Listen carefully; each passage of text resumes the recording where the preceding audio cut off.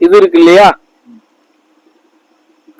கதிர் பிறந்த வீடு, அவங்க உடைய தாத்தா பாட்டே அப்படி இருக்கு இல்லையா, அவங்க வீட்டு கர்மாவுக்கு இவங்க பங்கு போட்டு வந்திருக்காங்கல்ல, அந்த பங்கை முறியடிக்கிற இடத்துல அந்த குழந்தை இருக்கு. இது ஒண்ணு, அந்த அதுக்கு நன்மைன்னு நம்ம சொல்லிக்கலாம். ஆனா கதிரு இப்ப இந்த இடத்துல நான் சொல்லி ஆகணும், இந்த குழந்தைனாலதான் நமக்கு நன்மை பிறக்க போது, நமக்கு ஒரு சில இதுகள் நன்மை அடைய போறோம் அப்படிங்கிற எண்ணமோ, அந்த குழந்தைய நம்ம நல்ல முறையா பராமரிக்கணும், சீர்திருத்தம் பண்ணணுங்கிற எண்ணமோ கதிர்கிட்ட இருக்கா அப்படின்னா இல்ல.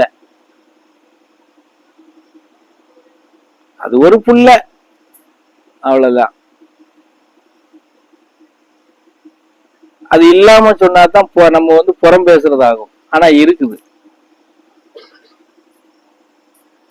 கிட்டத்தட்ட ரேவதிக்கு சொன்னது மாதிரிதான் வச்சுக்கேன்.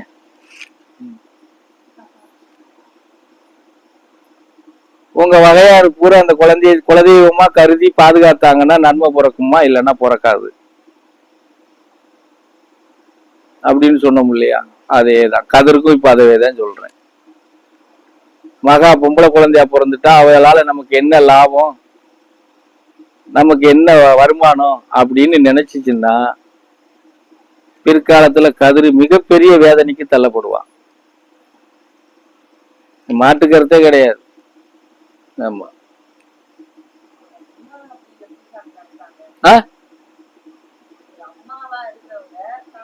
நான் அதைத்தான் சொல்றேன். அம்மானா அம்மாவாவே இருக்கணும், ஒண்ணு போல இருக்கணும், ஒரே மாதிரி இருக்கணும். ஏன் சாமி சொல்லு பாப்போம். என்கிட்ட சொல்லு, நான் சொல்றேன். அவ என்கிட்ட சொல்லு, நீ எங்கன நீ விடுறன்னு நான் சொல்றேன்.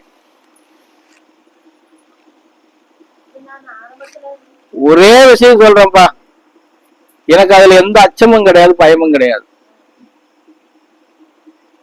மகனுக்காக அழுகும் போது செய்யும் போது கதிர் பாப்பா முன்னாடி உட்கார்ந்து அழுகும் போது பாப்பாவை மிரட்டுறதுக்காக நான் ஒரு வார்த்தை சொல்றேன்.